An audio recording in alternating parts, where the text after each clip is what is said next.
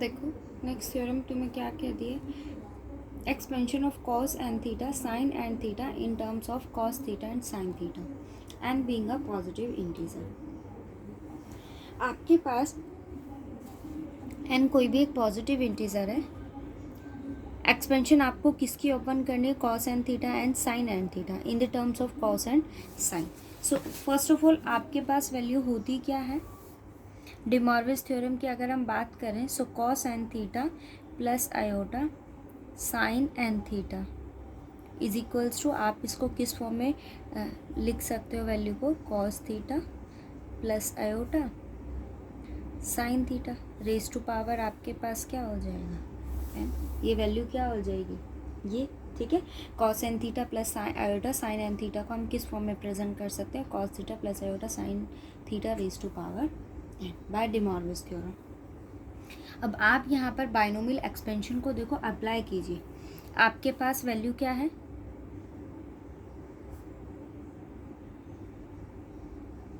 N theta, ठीक है। यहाँ अप्लाई कीजिए, cos theta plus iota raise to power n है, बाइनोमियल एक्सपेंशन क्या कहता है, आप डिग्री उसकी डिक्रीज करते जाते हो। फर्स्ट ऑफ ऑल मेरे पास यहाँ क्या है, a plus b raise to power n है, तो वैल्यू कैसे लिखेंगे, a raise to power n, it means cos n theta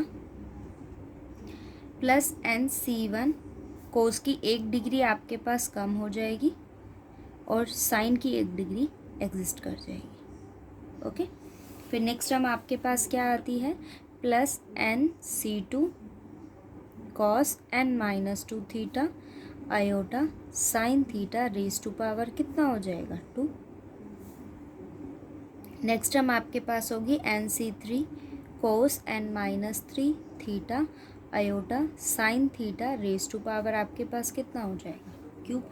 up to ये वैल्यूज़ रहेंगी, एक फोर्थ टर्म और आपको बता देती हूँ क्योंकि मुझे यहाँ पर आयोटा की वैल्यू को और ओपन करना है, iota sine theta raise to power 4, up to कहाँ तक रहेगा, एन सी n minus one cos value कितनी हो जाएगी सिर्फ थीटा, और iota sine theta raise to power n minus one, and the last one is n C n, cos की power आपके पास यहाँ 0 हो जाएगा, सो वैल्यू क्या हो गई, iota sine theta raise to power आपके पास क्या हो जाएगा एन। अब आप यहाँ इक्वेशंस को देखो, ठीक है। फर्स्ट टर्म आपके पास क्या है, कोस एन थीटा, मैंने इसको एज इट इज़ रखा, वैल्यूज़ को हम चेक करेंगे टर्म बाय टर्म। फिर आपके पास क्या आया, यहाँ अगर देखो सिर्फ आयोटा है तो आयोटा आपके पास एज इट इज़ रहेगा, it means n C one का कोफिशेंट आपके पास क्या आ गया, आयोटा, बाकी टर्म्स आपके पास एज इट इज़ रहेंगी, साइन थीटा। नेक्स्ट टर्म अगर आप देखो तो ये क्या है, iota square, and the value of iota square is minus one, so you have minus n C two cos n minus two sine square theta, okay. Next आपके पास क्या है, iota cube, and the iota cube is minus iota n C three cos n minus three theta and sine three theta. Next आपके पास क्या है, iota की power 4, तो वो क्या फॉर्म करता है, उसकी वैल्यू क्या होती है 1,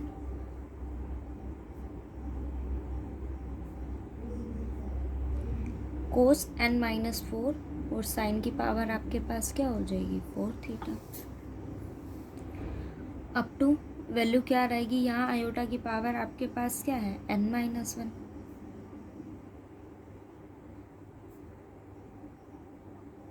बाकी टर्म्स आपके पास एज इट इज,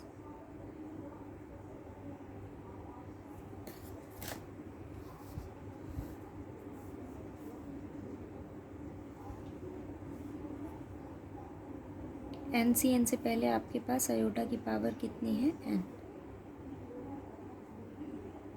अब आप इनको ओपन करो, ठीक है। यहाँ तक तो आपको पता चल गया है, देखो ये positive iota negative minus iota 1, कुछ इस तरह से आपके पास वैल्यूज फॉर्म करते हैं। अब हम चेक करते हैं इसको, देखो उसने कहा है कि एन आपके पास एक पॉजिटिव इंटीजर है, इट मीन्स आपके पास दो कंडीशंस एग्जिस्ट करती हैं यहाँ पर। पहली कंडीशन ये कि अगर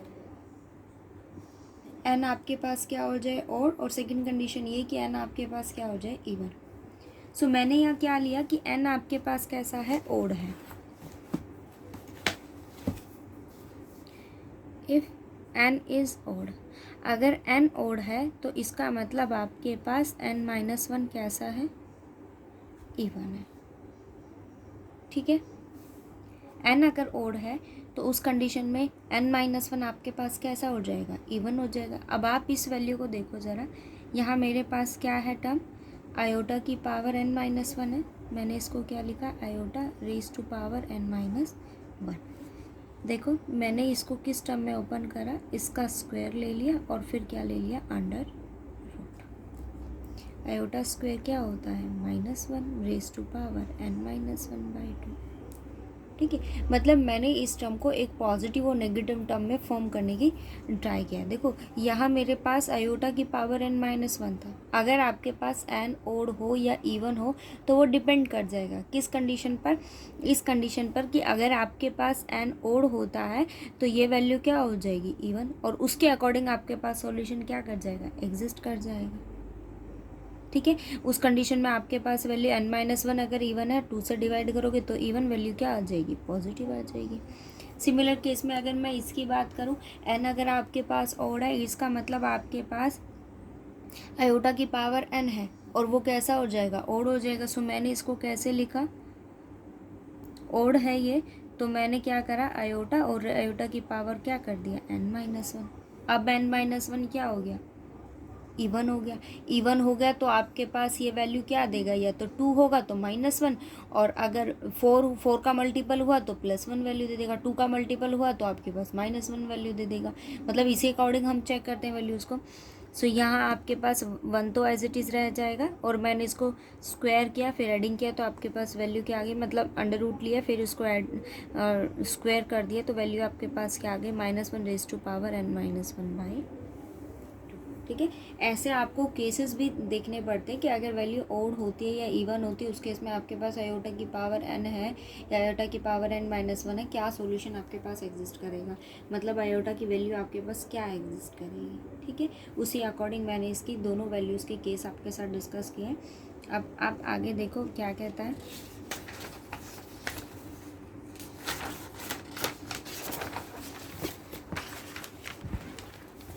ये जो आपने वैल्यूज़ फाइंड आउट किए ना, इन दोनों वैल्यूज़ को अब हम कहाँ सब्स्टिट्यूट कर देंगे, इस इक्वेशन में। तो आपके पास वैल्यू क्या है, cos n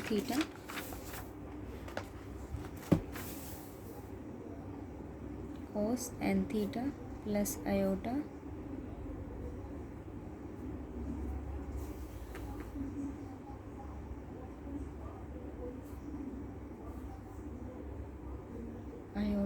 n-c1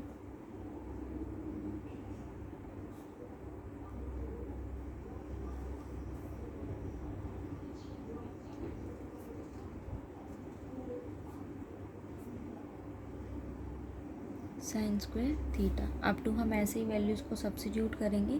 नेक्स्ट हम आपके पास क्या आ जाएगी, minus iota n-c3 cos raise to power n-3 theta and sine cube theta.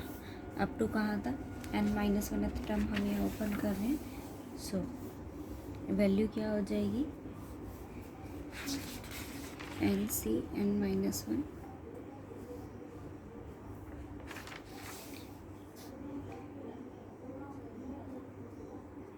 और आपके पास देखो यहाँ पर क्या है, आयोटा की पावर n-1 और उसकी वैल्यू क्या है, -1 रेज टू पावर n-1/2। तो मैंने वैल्यू को यहाँ सब्स्टिट्यूट कर दिया।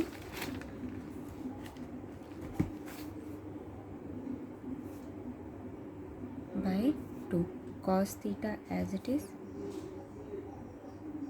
n-1 theta. ठीक है, और नेक्स्ट टर्म आपके पास क्या है, देखो यहाँ पर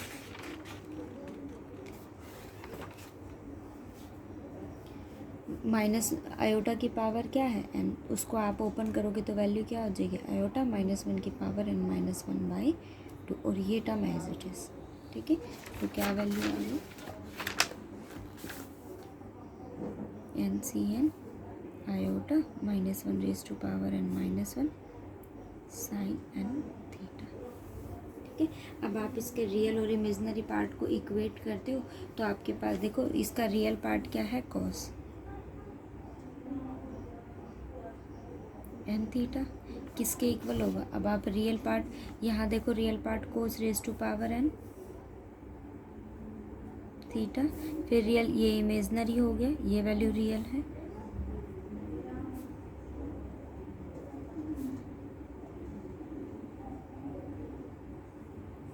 ये इमेजनरी है, ये आपके पास अप टू हमने एन माइनस वन टर्म को ओपन किया था, ठीक है। तो ये आपके पास क्या है? रियल। यहाँ आपके पास आयोटा फॉर्म नहीं करेगा, तो लास्ट टर्म आपके पास क्या आ गई? Up to n C n minus one raise to power n minus one by two cos theta and sine n minus one theta. फिर सिमिलर कंडीशन में मैंने किसको इक्वेट करा? इमेजनरी पार्ट को। तो साइन एन थीटा, यहाँ imaginary part check करो आप ज़रा, इसका कोफिशिएंट क्या है? आयोटा। तो फर्स्ट टर्म आपके पास क्या आ जाएगी? N C one cos n minus one theta and sine theta. Next term आपके पास ये रियल है, ये इमेजनरी है, so n C three cos n minus three theta and sine cube theta. Up to कहाँ तक हो जाएगा? Plus n C n minus one raise to power n minus one by two theta, ठीक है। अब similar condition में suppose करो कि मेरे पास यहाँ एन अगर कैसा हो जाता है, सेकंड केस की अगर मैं बात करूँ, एन अगर आपके पास कैसा हो जाता है? इवन, सो एन माइनस वन आपके पास कैसा हो जाएगा? ओड हो जाएगा। सो अब आप वैल्यू फाइंड आउट कीजिए आयोटा की power n minus one. N अगर इवन है तो एन माइनस वन कैसा हो गया? ओड। मैंने इसको इवन बनाने के लिए क्या किया? यहाँ पर आयोटा से मल्टीप्लाई किया और आयोटा से ही क्या कर दिया? डिवाइड करोगे, ऊपर जाके पावर नेगेटिव हो जाएगी, सो आयोटा की पावर एन माइनस टू। अब ये एन माइनस टू कैसा हो गया? इवन हो गया। अब इसको आप इसी टर्म में ओपन कर दो जैसे वहाँ किया था, iota as it is, iota square और क्या आ गया? N minus two by two. Iota square क्या होता है? Minus one, so iota minus one की power n minus two by two. तो अब ये टर्म आपके पास क्या हो गया? इमेजनरी पार्ट हो गया ना, मतलब जो आप यहाँ वैल्यू लिखते हो आयोटा की पावर एन माइनस वन, वो कैसा हो जाएगा? Real part. तो अब इसके रियल और इमेजनरी पार्ट में थोड़ा बहुत चेंजमेंट आ जाएगा, ठीक है। सेम कंडीशन से अगर मुझे वैल्यू निकाल लो किसके? आयोटा की पावर एन की, तो एन तो आपके पास क्या है? इवन। एन इवन है तो मैंने क्या करा? स्क्वायर कर दिया, अंडर रूट कर दिया, ये वैल्यू क्या आ गई? माइनस वन की पावर एन बाई टू। ये आपके पास सॉल्यूशन। अब आपके पास जो यहाँ कंडीशन है उसके अंदर वैल्यू क्या हो जाएगी? ये है, वहाँ हमने वैल्यू को चेंज कर दिया था, अब यहाँ आपके पास रियल पार्ट इसका ये टर्म बनेगा और इमेजनरी पार्ट ये बनेगा, ठीक है। ये आपके पास सॉल्यूशन आ जाता है। अब आपके पास जो भी इक्वेशन जिस फॉर्म में होगा, आपको उसी केस में इसके सॉल्यूशंस को फाइंड आउट करना होगा। हमारे पास कंडीशन भी देखो यही थी, तो क्वेश्चन भी आपके पास कुछ ऐसे ही फॉर्म करेंगे कि अगर आपके पास कोस एन थीटा और साइन एन थीटा, किस फॉर्म में निकालना हो सॉल्यूशन? कोस और साइन में, तो आपको ऐसे ही उसके सॉल्यूशंस को फाइंड आउट करना होगा, क्योंकि ये थ्योरम आप अच्छे से करना और बाकी आप रीड करना अच्छे से।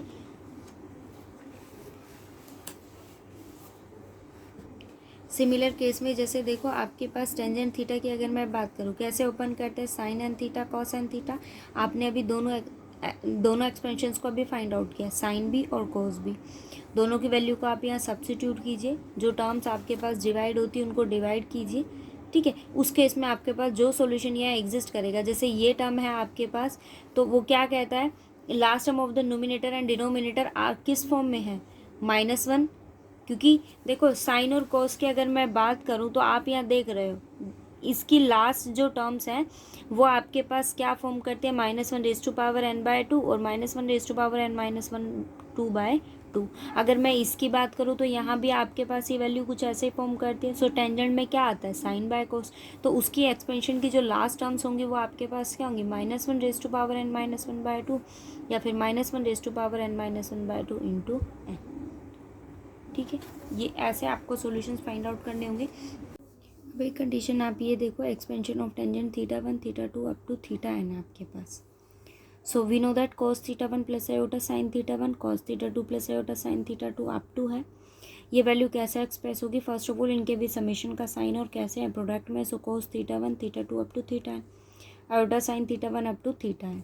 सो आप ज़रा इसको ओपन करो। मैंने क्या करा, कॉस थीटा वन को कॉमन लिया, 1 plus iota tangent theta one, cos theta two 1 plus iota tangent theta two up to.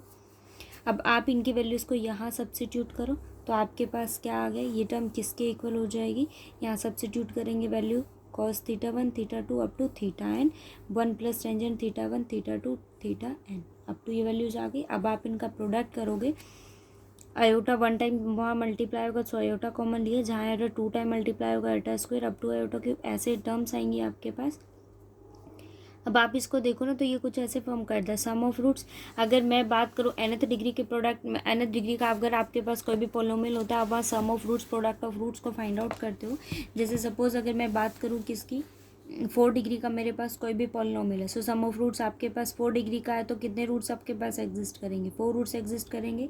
इस कंडीशन में सम ऑफ रूट्स आपके पास आप फाइंड आउट करते हो। और अगर मैं 2 पेयर्स की बात करूँ तो वहाँ वैल्यू क्या हो जाती है, alpha beta plus beta gamma plus gamma del plus del alpha plus alpha gamma plus beta del. ये 2 के पेयर में रूट्स बनते हैं आपके पास। मतलब फर्स्ट कंडीशन की अगर मैं बात करूँ, 1 डिग्री का कोफिशिएंट आपके पास ओवर nth डिग्री कोफिशिएंट आपके पास क्या बनाता है, सम ऑफ रूट्स। फिर आपके पास 2 पेयर के रूट्स हम फाइंड आउट करते हैं, 2 पेयर में इक्वेशंस बनती हैं, रूट्स के 2 पेयर्स आप बनाते हो और उसका सम करते हो। फिर थर्ड कंडीशन की मैं बात करूँ तो वहाँ आप 3 पेयर्स यूज़ करते हो, क्या लेते हो, alpha beta gamma plus gamma del alpha, alpha beta gamma del gamma del alpha and del alpha beta. फिर लास्ट जो टर्म होती है वो आपके पास क्या आता है, sum of roots, alpha beta gamma और डेल। हम ऐसे ही कंडीशंस को लेते हैं, ये सम ऑफ रूट्स आता है। फिर नेक्स्ट टर्म जो आपके पास बनती है वो 2 पेयर्स में बनता है, फिर 3 पेयर्स में, और लास्ट वन आपके पास क्या हो जाता है, प्रोडक्ट ऑफ रूट्स हो जाता है। सो अगर आप इसको देखो तो ये भी आपके पास क्या है, फर्स्ट टर्म में सम ऑफ रूट्स, फिर 2 के पेयर्स है, फिर 3 के पेयर्स है, अप टू आपके पास लास्ट टर्म क्या होगी, सम ऑफ रूट्स होगा। सो जो आपके पास अब यहाँ ये टर्म देखो, सम ऑफ रूट्स को क्या ले लिया मैंने, S1 2, यानी कि 2 पेयर वाली जो टर्म होगी वो क्या आपके पास क्या है, S2, 3 टर्म्स वाली टर्म क्या होगी, SN, और S3 है लास्ट टर्म आपके पास क्या हो जाएगी, SN, जिसमें आप क्या लोगे, प्रोडक्ट ऑफ रूट्स लोगे। ठीक है, सो ये रिमेंबर रखना कि S1 और S2 आपके पास क्या फॉर्म करते हैं। इन्हीं के बिहाफ पे हम क्वेश्चंस देखेंगे। अब जैसे आप इसको देखो ज़रा, नोट क्या कहता है, it can easily see that the last term of the numerator and denominator respectively, ये फॉर्म्स आपके पास बनेंगे, एन अगर ओड होता है या इवन होता है। सो आपने ये आर्टिकल तो देखा है, अगर मैं एन के ओड की बात करूँ तो ये लास्ट टर्म फॉर्म करता है, और एन अगर इवन हो तो आपके पास लास्ट टर्म सी आती है। सो ऐसे ही आपको सॉल्यूशंस फाइंड आउट करने हैं, बट आपको कंडीशंस देखनी होंगी। अब जैसे इसको देखो क्या कहता है, कोस 8 theta in a decreasing power of cos theta की उसने बात करी है। आपने अभी फर्स्ट थ्योरम रीड करी है, जहां आपके पास वैल्यू क्या होती है कि अगर आपको कॉस एन थीटा और साइन एन थीटा के सॉल्यूशंस को फाइंड आउट करना होता है in terms of cos theta and sine theta में। सो ये 8 है, यहाँ एन की वैल्यू क्या हो गई, 8। आप पावर राइज कर दो। अब इस पर क्या अप्लाई कर दोगे, बायनोमियल एक्सपेंशन। बायनोमियल एक्सपेंशन आपके पास क्या होती है कि अगर मैं बात करूँ किसकी, a plus b x plus y, अगर आपके पास एन हो तो आप कैसे ओपन करते हो, x raise to power n plus n C one. X की डिग्री डिक्रीज होती है और वाई की इंक्रीज हो जाती है, एक्स एन माइनस 1 और वाई की पावर 1 हो जाएगा। नेक्स्ट हम n C two x raise to power n minus 2 y square up to n C n, x आपके पास 1 हो जाएगा, मतलब एक्स रेज टू पावर 0 वो 1 हो जाएगा, वाई रेज टू पावर है। सिंपली आपको यही बायनोमियल एक्सपेंशन लगाना है। ठीक है, अगर आप चाहो तो यहाँ देखो, ये आपके पास जितनी भी डिग्री का होगा ऑब्वियस है आपको सॉल्यूशन फाइंड आउट करना है, तो टोटल टर्म्स आपको वहाँ फाइंड आउट करनी होगी। जैसे फर्स्ट एग्जांपल अभी हम 8 को डिस्कस कर रहे हैं तो वहाँ 8 तक आपको वैल्यू सब्स्टिट्यूट करनी होगी। आप बस ये रिमेंबर रखना कि आपके पास बायनोमियल एक्सपेंशन कैसे होती है। ठीक है, बायनोमियल एक्सपेंशन NC1 लेते हैं तो x की पावर में 1 डिक्रीज होगा, 2 NC2 लिया है तो x की पावर में 2 डिक्रीज हो जाएगा, और उतनी पावर उस पर क्या हो जाएगी, राइज। ऑब्वियस है कि 2 राइज हो जाएगी यहाँ पर। ऑब्वियस है कि अगर आपके पास पॉलीनोमियल की डिग्री n है तो वो क्या रहेगा, आपके पास n डिग्री का ही रहेगा। अब ये देखो n, दोनों को ऐड करते हो n, ये भी क्या है, n है, सो n डिग्री आपके पास रहेगा। ठीक है, ये बायनोमियल एक्सपेंशन आपके पास होती है। इसी टर्म्स में आपको सारी इक्वेशंस को ओपन करना होगा।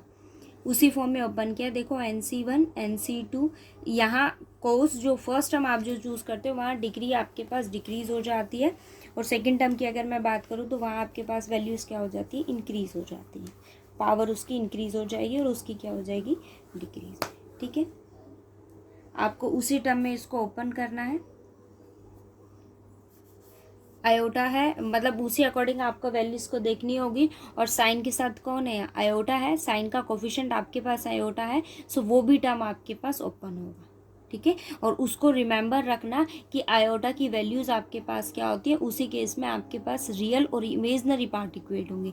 जैसे यहाँ अगर आप देखो तो मुझे क्या फाइंड आउट करना है, रियल पार्ट फाइंड आउट करना है। सो आप इसको अगर ओपन करते हो तो आपके पास रियल और इमेजनरी पार्ट को इक्वेट करोगे, सो कोस और साइन में आपके पास सॉल्यूशन एग्जिस्ट कर जाएंगे। ठीक है, ये देखो sine 8 theta over cos theta in ascending power of sine theta उसने आपको मेंशन किया है यहाँ पर। सो आप फर्स्ट ऑफ ऑल देखो साइन स्क्वायर थीटा किसके इक्वल होता है, 1 minus cos square theta. Cos 8 theta आपने अभी ओपन किया है, उसकी वैल्यू को यहाँ सब्स्टिट्यूट कर दो, या डायरेक्ट मतलब आप उसको ओपन कर लो टर्म बाय टर्म, या फिर आप उसको डायरेक्ट सब्स्टिट्यूट कर दो।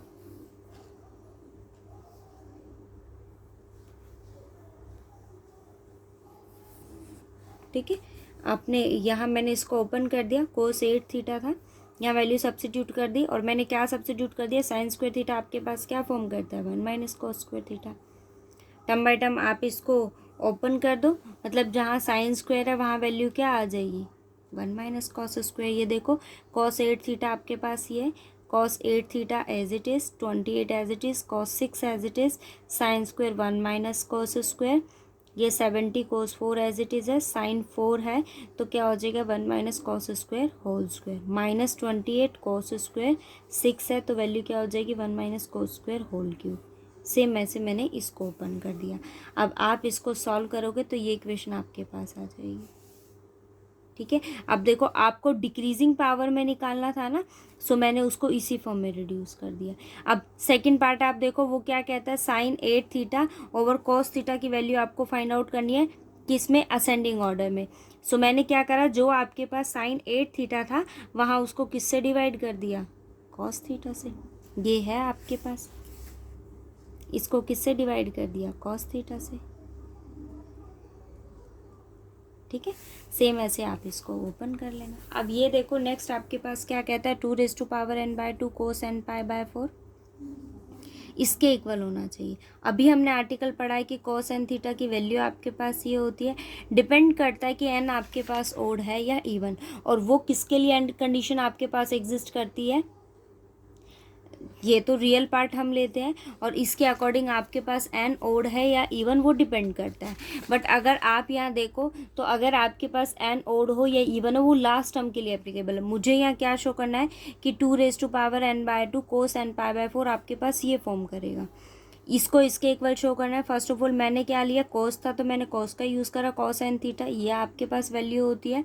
या एंगल को आप देखो तो वो आपके पास क्या फॉर्म करता है, n π/4 है, और ये क्या है, n थीटा। मैंने वैल्यू को सब्स्टिट्यूट कर दिया, दोनों को कंपेयर करते हैं तो थीटा की वैल्यू आपके पास π/4 आती है।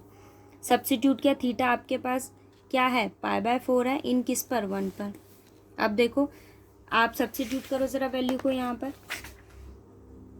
Theta π/4 cos n π/4 NC2 cos n-2 π/4 sine square π/4 up to sine और कोस π/4 पर क्या वैल्यू देते हैं, 1/√2, तो मैंने इनकी वैल्यू को यहाँ सब्स्टिट्यूट कर दी है। अब आप इसको सॉल्व कर लो, ये सॉल्यूशन आ गया बस। मतलब इतने टफ क्वेश्चन नहीं है, हर चीज़ को ओपन करना आना चाहिए का मतलब ये है कि आप किसी चीज़ को अगर कहीं प्रॉब्लम होती है ऑब्वियस है पूछो, आप ही के लिए है भाई, बट आप एक बार ट्राई किया करो, कहीं अगर आपसे कोई मिस्टेक हो ना तो आप उसको एक बार दोबारा कोशिश किया करो, और ग्रुप में अपने डाउट्स को डिस्कस किया करो। कोई तुमसे कुछ पूछता है एटलीस्ट रिप्लाई दिया करो कि हुआ है या नहीं हुआ है।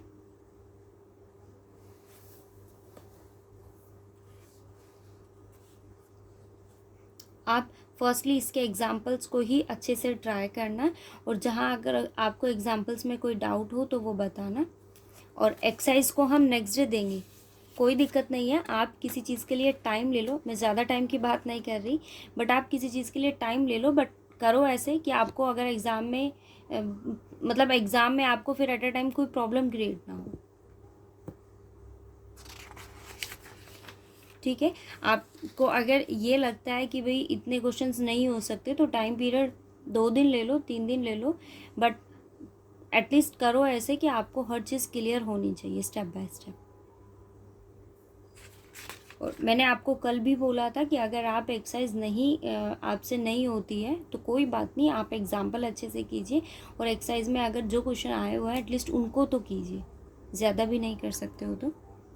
ये देखो क्या कहता है, इफ़ θ1 θ2 θ3, आपके पास क्या है, be 3 values of theta which satisfied the equation tangent two theta plus lambda. Just a minute.